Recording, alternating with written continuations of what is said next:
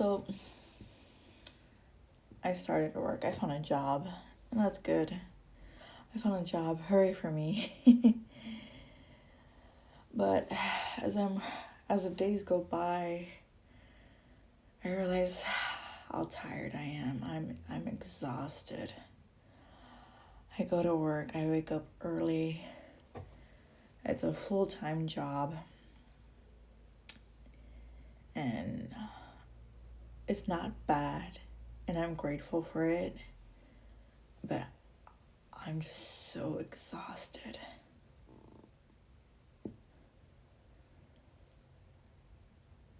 One day I literally rolled or like crawled out of bed because of how tired I was. I set up my alarm.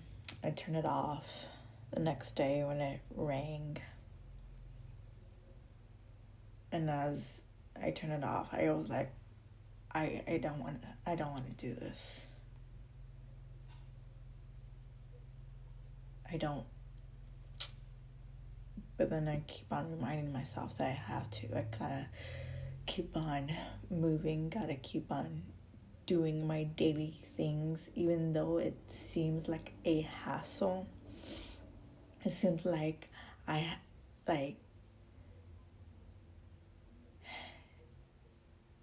you know, that feeling where you just, and God sees, He sees us, He sees our soul, He hears our sighs, and something in our sigh lets Him know something.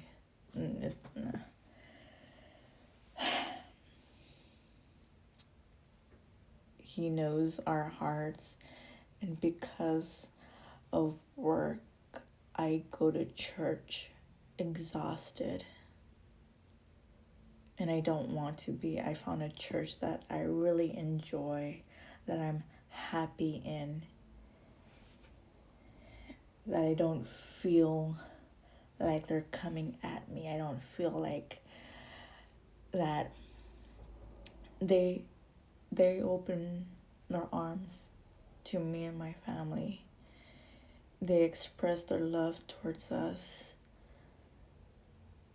And I'm not used to it.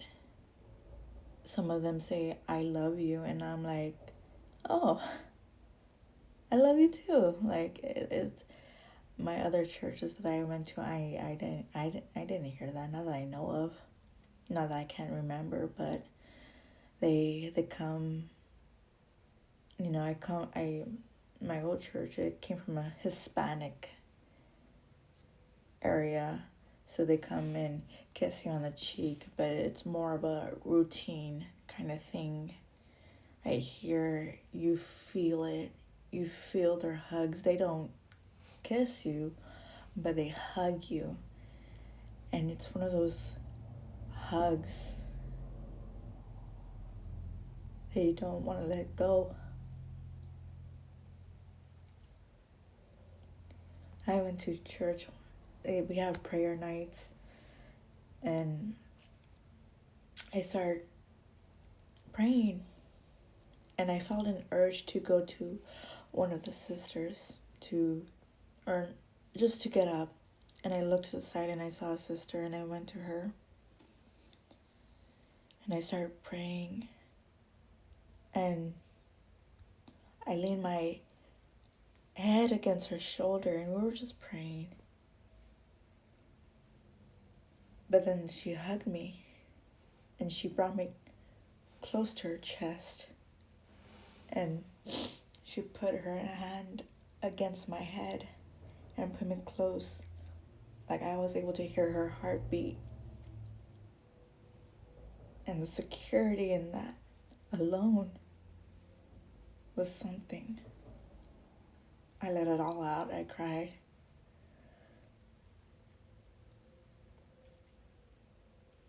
It's secure and warm.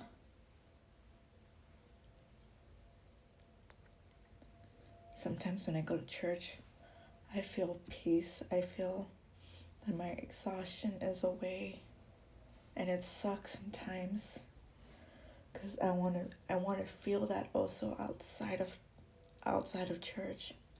You God is everywhere. He's everywhere. At your house, in your car, when you're by yourself, when you're drinking coffee in a shop, invite God.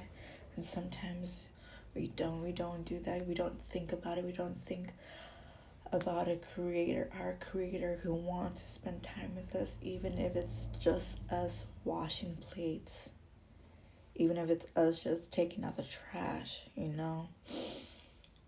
Sometimes we're so caught up in our mundane routine,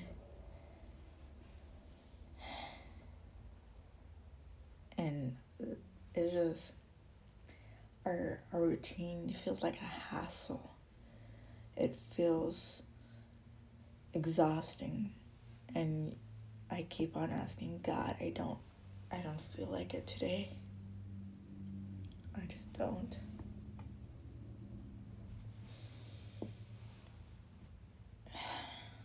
But we gotta keep on going. We gotta one step at a time, right? We gotta just take those one step. Sometimes we gotta take a break. We gotta go to the King, go at his feet, pray, ask for forgiveness, for hope and joy, laughter.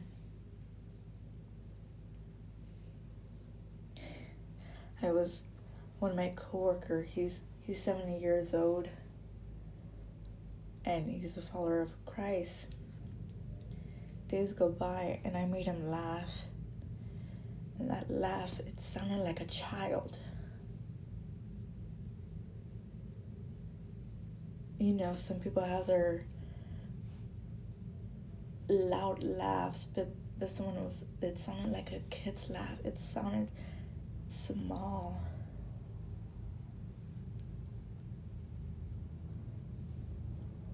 Not in a wrong way, it's like, huh. Like some people's laugh, they're loud. They use their stomach. But this laugh, it wasn't like that. It was different.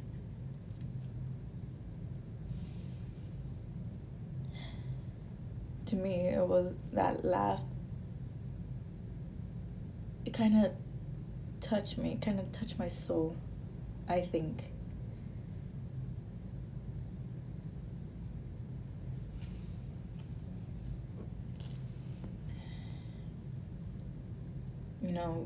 We look at ourselves, we look that we're aging, and yet despite our age, despite our wrinkles, despite when we get gray hairs, or if we have gray hairs, God still sees us as little kids. He sees us as babies.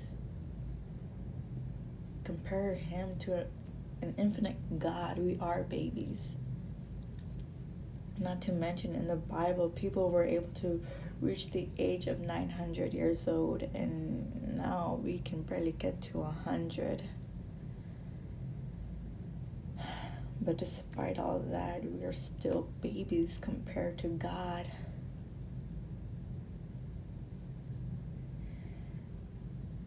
And as a child, sometimes we have our little tantrums, and sometimes God, he's very patient.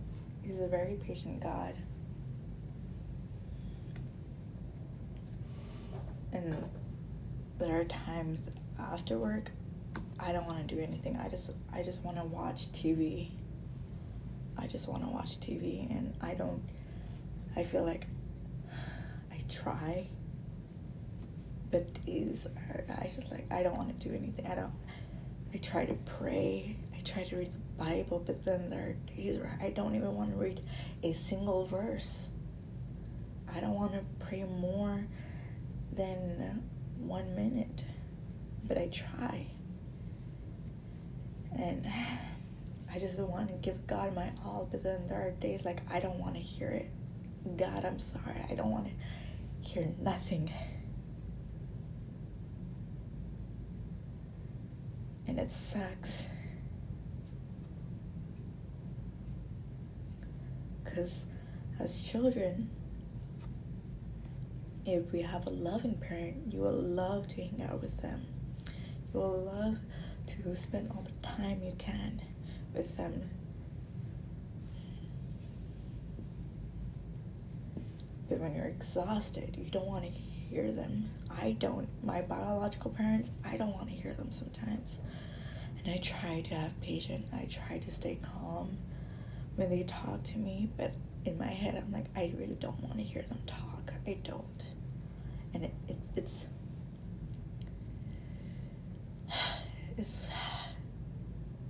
it's not them. Obviously, it's not them. It's me. It's either my body, my flesh. It's my whatever it is. It's just I don't want to hear it. I don't want to hear them. I don't want to. And I ask God for mercy. That's all I can do right now.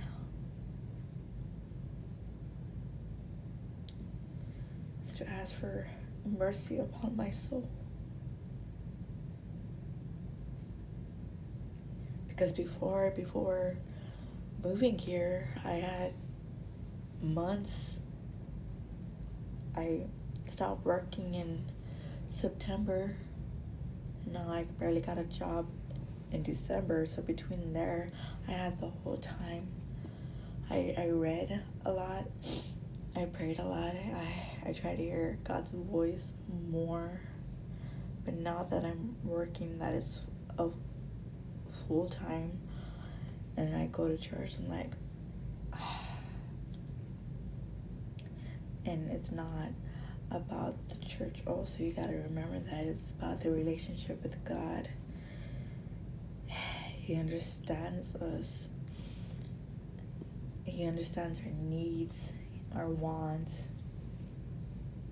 He understands if our 30% is our 100%, and it's the fine line between giving your all and not making it into an obsession. Like the Pharisees, they knew everything within the Bible, but they didn't have a relationship with God. They knew the beginning to the end of what they knew back then. They only had the First Testament.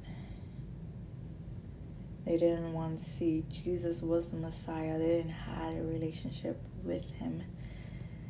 They had a relationship with the rules.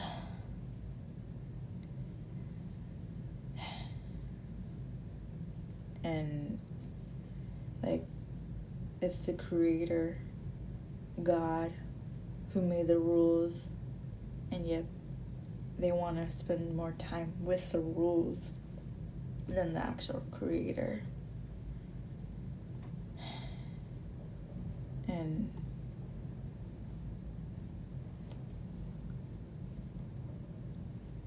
sometimes I tell myself I think I am better than what I was back then, but due to stress,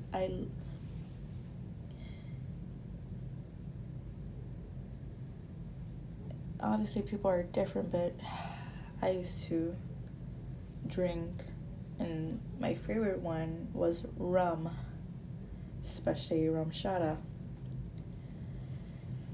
And it's been a while, and one day at work it's like I really want to drink, but I know I shouldn't.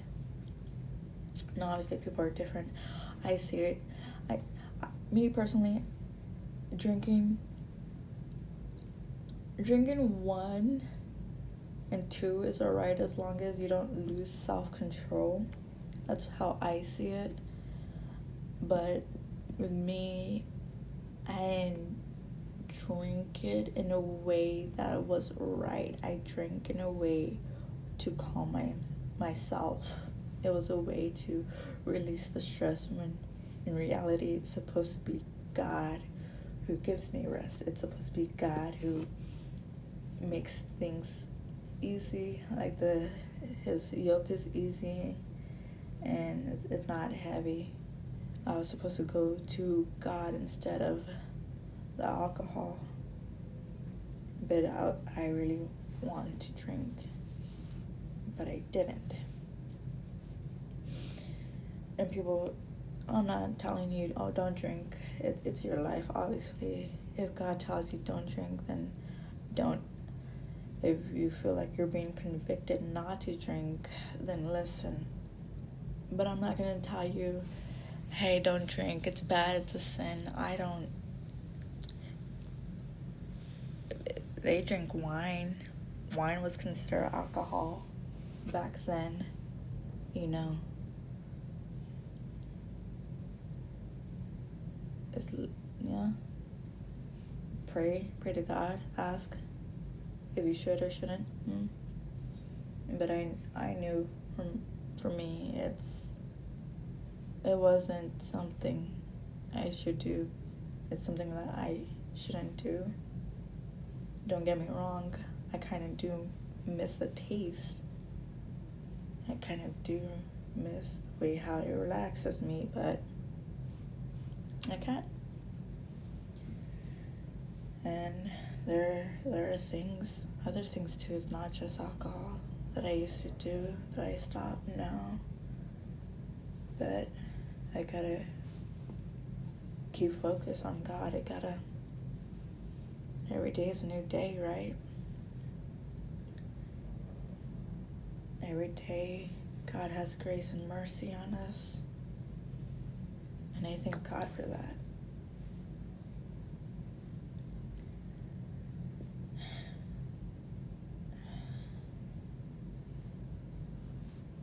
But God knows how exhausted I am. And I'm just, oh, bye, hi. Oh.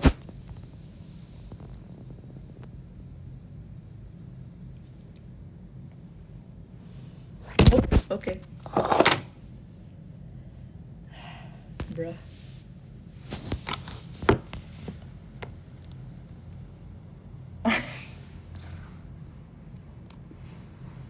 Yeah.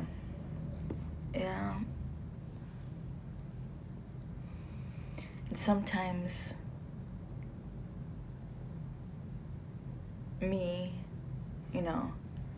some guys might think otherwise, but me, I like a good crying session. I really do. I just go into my room, lock the doors, and I just let it go.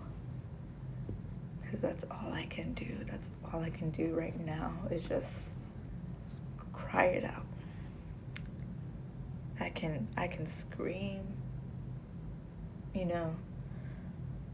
but what good would it be for me to yell at someone, let my frustration out on someone? What good is it to me if I punch someone in the face, It's not gonna make me feel better. It might make me feel worse. But man, crying, like, I know, don't let your feelings be the ruler or whatever, don't be with, I don't know. But sometimes I tell God, I gotta let it out. I gotta cry. It's just,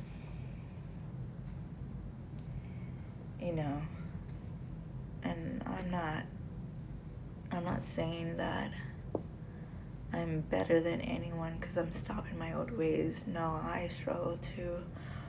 There are times at work where I thought of flipping someone off. And there's some times where it's not even a person, it's just whatever I'm doing, I just feel like flipping it off. I used to do that at high school. I got mad at a computer and I was just straight up cuss and flip it off. But,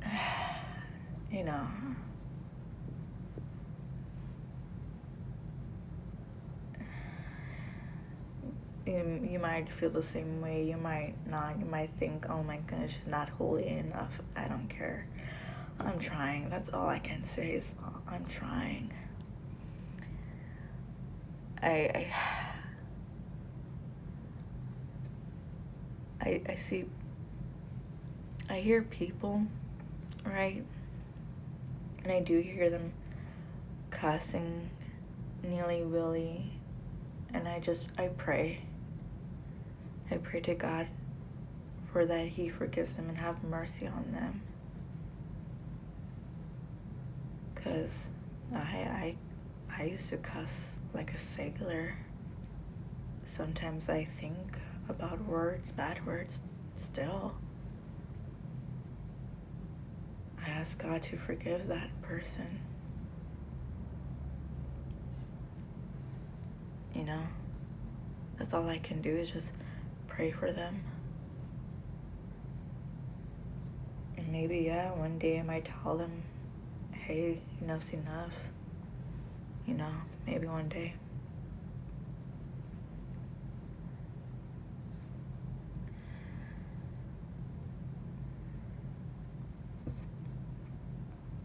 You know, because if you're a follower of Christ and you've been with Him for 10 years, it's like,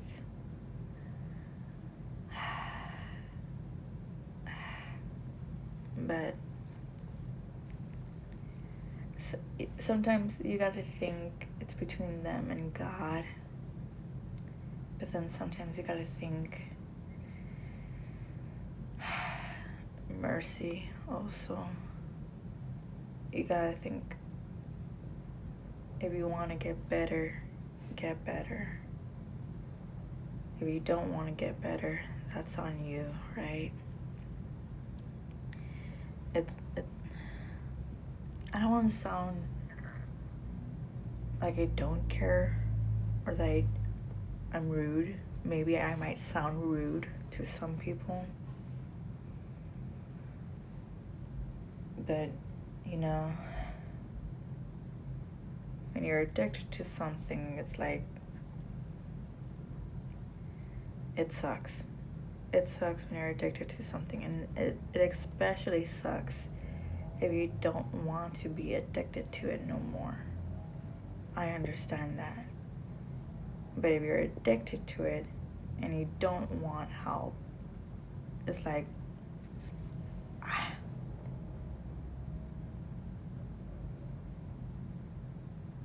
and people, because of their addictions, they don't think it's the thing that it's gonna end their life, you know. It's like, you don't want, you, a person who loves them, you don't want it. You don't want that for that person. But if they don't want help, it's like, what can you do but pray? And you still constantly see them doing it, and it sucks. And then one day, God forbid, and I'm sorry if it ever happened to you, that your loved one went out because of that addiction. I'm sorry you went through that. Losing a loved one because of their addictions. Sometimes it sucks slowly seeing them change to a bad person, a worse person. It sucks. I didn't experience it.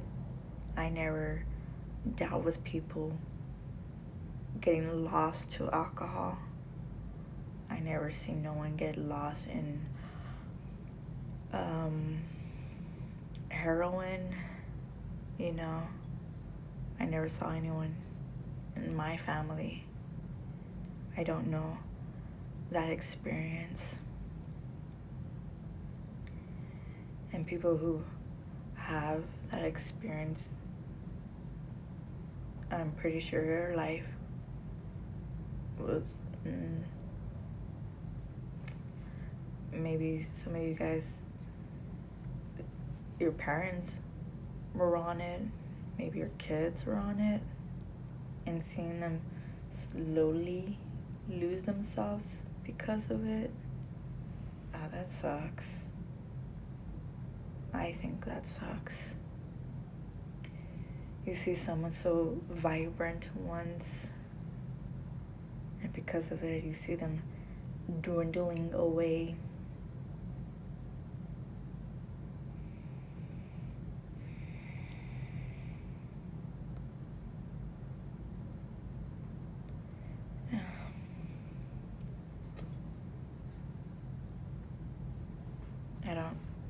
I'm sorry, I'm not the person to go to if you struggle. All I can say is just pray. I'm sorry. I'm pretty sure there are places that you can go for help. If you are the person, I wouldn't know.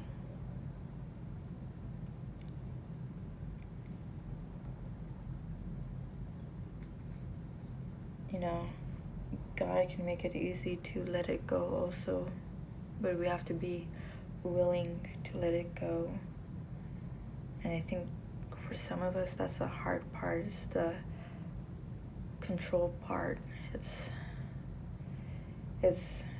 you needing the self-control, and it's also you needing to let go of control for God to take care of it. I feel like everything is like in the middle. You know, the path, the narrow path is like,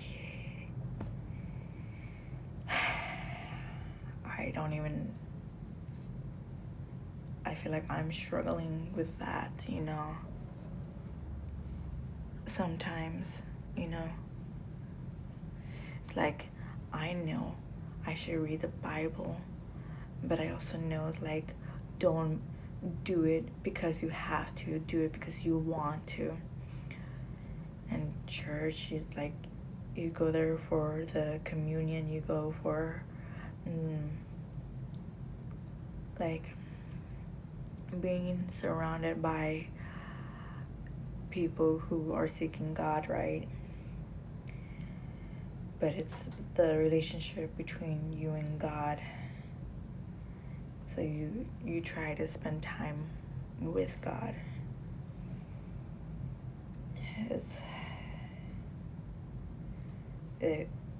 People might think otherwise. You can think otherwise, and that's you. You know, I'm not gonna force it down on you. I'm not gonna. You're the one clicking on the video. If you wanna, sorry. You wanna log out or exit it, even though this might be the ending of the video. I just feel like I never went to therapy, but you know that feeling of wanting to talk it out. You talk it out with God too. I do that with God. I never went to therapy, but I felt like I went in a season of my life where he was the therapist, and I was like, I'm not ready. And he's like, well, pobrecita. He's like, poor you, we gotta do this. And I went through a healing session that I was not expecting. It called forth forgiveness. It was a lot of forgiveness that I had to do, and it was towards people who I don't even talk to no more. But God said, you still have a grudge, you still have anger, you have, I would say, anger issues. I knew I had anger issues. I knew I was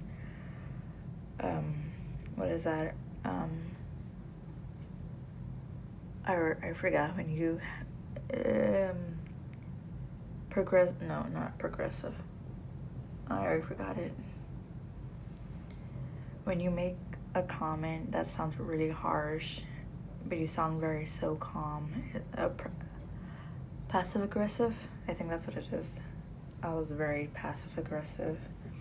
I would say a lot of rude things towards people who didn't deserve it. I heard there's that saying, you this is not probably the right way, but you drop your blood on people who didn't even give you the cut, something like that. I saw it on Pinterest a couple of times. But it's true. Sometimes you don't heal that wound, or sometimes you yourself reopen that wound because you keep on remembering what that person did. And I did that a lot. I used to do that a lot. I keep on remembering. I keep on thinking, hey, if I ever meet this person again, I might do something, because like, yeah, no, you need healing. And I was like, okay. And when that therapy session happened, I was like, wait, time out. I don't want this. And he's like, yeah, you gotta go through it. And I'm like, I don't want it. And he's like, my love, I know, but this wound is overdue. And I'm like, okay. And sometimes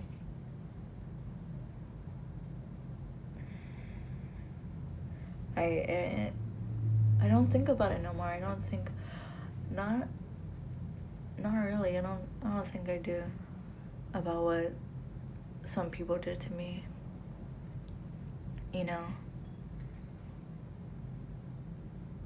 And God can use us, right? He can use us in certain ways.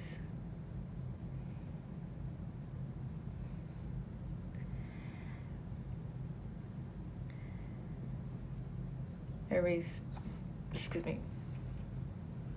season is new. Every season is gonna be different. I know some people think, that season where you think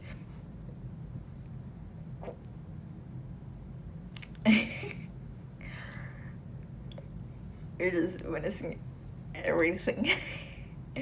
And you're people in that season that I don't know, when you feel alone, when you think God isn't there, you gotta keep on remembering that God is always with you, despite how you feel, despite the circumstance, despite what you have done, right? Ask God for forgiveness and try to stop,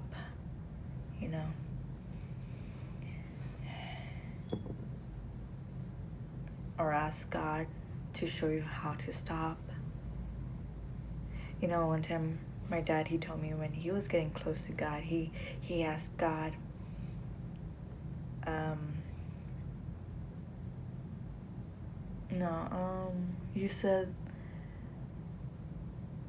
he said that God showed him how he was acting by a different person, and he observed someone else, and he said that he didn't like the way that person was or doing, and God made him realize that you're doing the exact same thing. There are things where God is showing you. Sometimes it's big, sometimes it's small, and God talks to you in the way He knows you will understand. God knows literally everything. There's nothing that He does not know.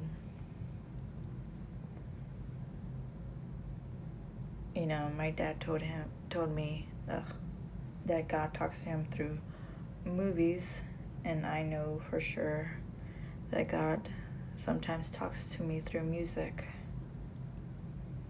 Some people through nature, some people through their own kids. And I think everything is a learning experience because we are students.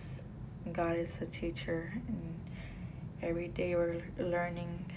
And sometimes if we have to relearn a lesson, God will make us relearn a lesson, you know. And don't feel bad that you have to relearn it. I know I got frustrated when I had to relearn some things, but He's like, you're getting in the way of yourself, you know. And I was like, time out. And He's like, you're getting in the way of yourself. And I was like, nah. And He's like, yeah. And He's like, and I was like, oh, okay, you know.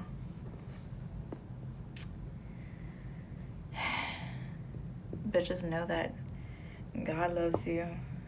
He loves you every single day. He loves you.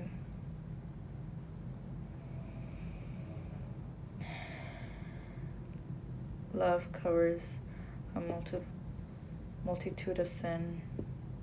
You know, sometimes there's, don't get me started with some people. Some people, you hear them and you're like, oh no, I don't want to see that person. And it's just true, you don't, but you gotta remember, God loves us. God gives us mercy. God forgive us. So we try to be compassionate and do the same for others. One time, my mother told me she used to work at an office area, and there's this one lady that gets on her nerves. She said that this lady talked too much. You just couldn't with this lady. And so she prayed to God. God, give me patience. Will help me out to be okay to be around this person. And after that, she talked to that lady. She did. And she realized that she wasn't too bad. We get in our own way. We get our flesh. Our flesh gets in the way of trying to be compassionate.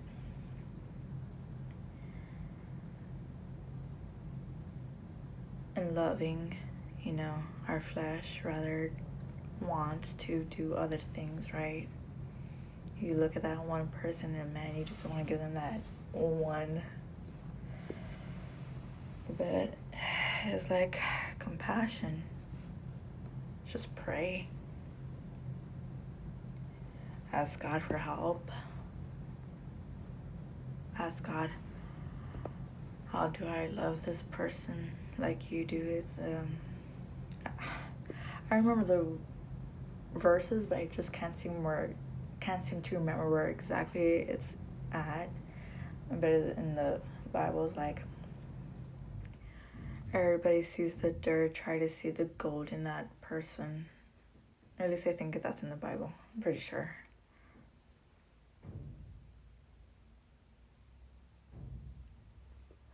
Okay. I'm sorry, I'm just like looking at something.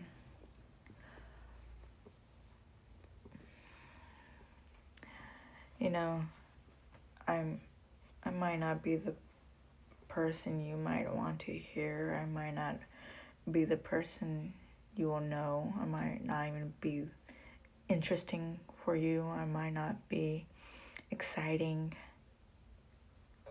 You know, I'm new to this talking in YouTube kind of thing. I'm not really showing that much expression. Some people might think I might have a monotone voice right now, a quiet voice.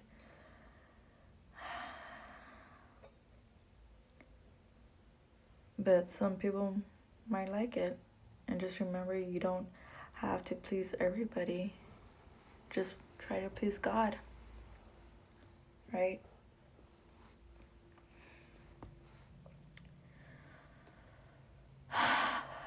I hope your day is going well.